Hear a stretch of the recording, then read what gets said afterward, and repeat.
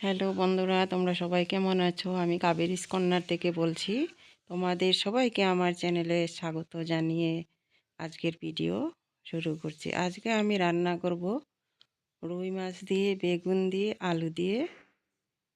তো তোমরা সঙ্গে থাকো, রেসিপিটা দেখো, স্কিপ না করে পুরো ভিডিওটা দেখো। তো বন্ধুরা দেখো, আমি মাছগুলো এখন ভালো করে পরিষ্কার করে ধুয়ে নিয়ে আসবো।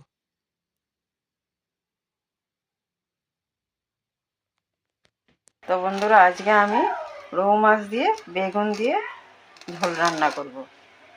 এবার আমি মাছগুলো ভালো করে ধুয়ে নিয়ে আসবো পরিষ্কার করে।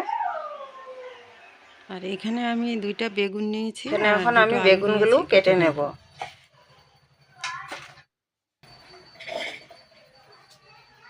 আর এদিকে দেখো বন্ধুরা, আমার সবজিগুলো কাটা হয়ে গেছে। এখন সবজিগুলো পরিষ্কার করে ধুয়ে নেব। আর মাছের জন্য মশলা নিয়েছি আমি এখানে পেঁয়াজ আর কাঁচা লঙ্কা একসাথে মিক্সিতে গুঁড়ো করে নেব।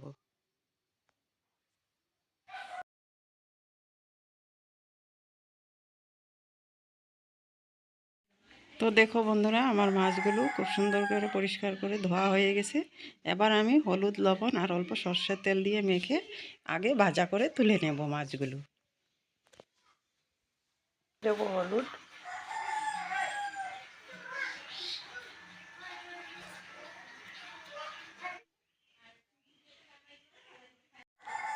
আর এদিকে আমি মাছগুলো দিয়ে সর্ষের দেবো তেলে ভাজা সর্ষের তেল। করব।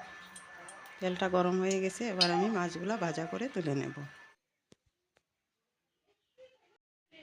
আর মাছগুলো বন্ধুরা আমি খুব একটা লাল করে ভাজা করব না, কারণ এই মাছগুলো লোকাল মাছ। বেশি লাল করে ভাজা করলে ঝোলটা খেতে সুন্দর হবে না। তাই হালকা লাল করে ভাজা করে তুলে নেব। তো দেখো বন্ধুরা, এই মাছগুলো ভাজা হয়ে গেছে আমার। এপিট ওপিট উল্টে আমি তুলে নেব।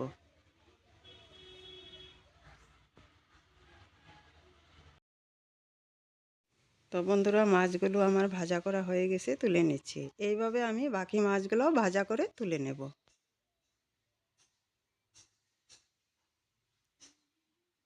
এখন আমি এই মাছগুলোও ভাজা করে তুলে নেব। আর এই মাছ ভাজা তেলটাতেই আমি মাছের ঝোলটা রান্না করব। এবার আমি দিয়ে দেব এখানে কাঁচা লঙ্কা আর পেঁয়াজ গুঁড়ো করে নিয়েছিলাম, দিয়ে দেবো হলুদ গুঁড়ো। আন্দাজ মতো লবণ, আন্দাজ মতো হলুদ গুঁড়ো দিয়ে দেব। তারপর মশলাগুলো আমি ভালো করে কষিয়ে নেব। যতক্ষণ অবধি তেল বেরিয়ে না আসে ততক্ষণ অবধি মশলাগুলো আমি কষাবো, যাতে পেঁয়াজ, আদা, রসুনের কাঁচা গন্ধটা চলে যায়।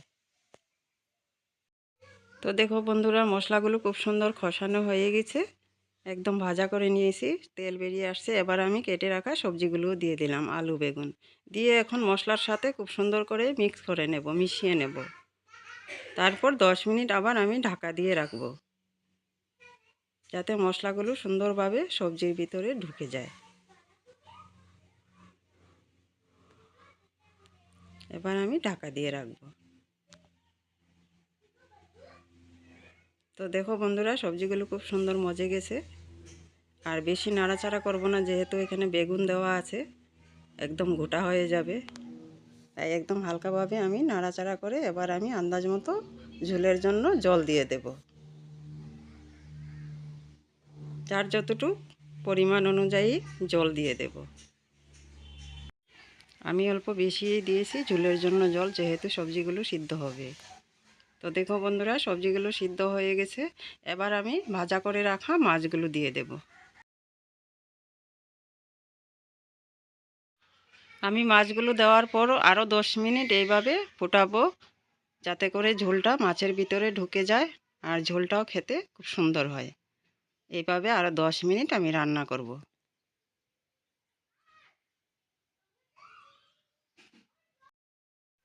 তো দেখো বন্ধুরা, মাছের ঝোলটা হয়ে আসছে।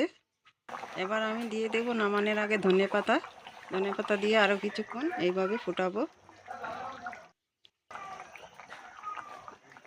এবার আমি মাছগুলো তুলে নেব। বেগুন দিয়ে, আলু দিয়ে মাছের ঝোল হয়ে গেছে। আর কেমন হয়েছে তোমরা কমেন্ট করে বলবে। আর এইভাবে তোমরাও বাড়িতে বেগুন, আলু, বেগুন দিয়ে মাছের ঝোল রান্না করে খেয়ে দেখবে। খেতে কিন্তু খুব সুন্দর হয়েছিল, আর বেশি টাইম লাগে না রান্না করতে। এইভাবে বন্ধুরা তোমরাও রান্না করে খেয়ে দেখো, ভীষণ সুন্দর একটা রেসিপি। আর যদি আমার ভিডিওগুলো তোমাদের ভালো লাগে অবশ্য লাইক কমেন্ট করে শেয়ার করে দেবে বন্ধুরা। আর যদি কোনো নতুন বন্ধু হয়ে আছো বা যদি কোনো নতুন বন্ধু হতে চাও তাহলে আমার চ্যানেলটা সাবস্ক্রাইব করে কমিউনিটিতে একটা লেটার দিয়ে দেবে, আমি তোমাদের সময় মতো ব্যাক করে দেব বন্ধুরা। তো আজকের জন্য ভিডিওটা এখানে শেষ করলাম। সবাই ভালো থাকবে, সুস্থ থাকবে, টাটা।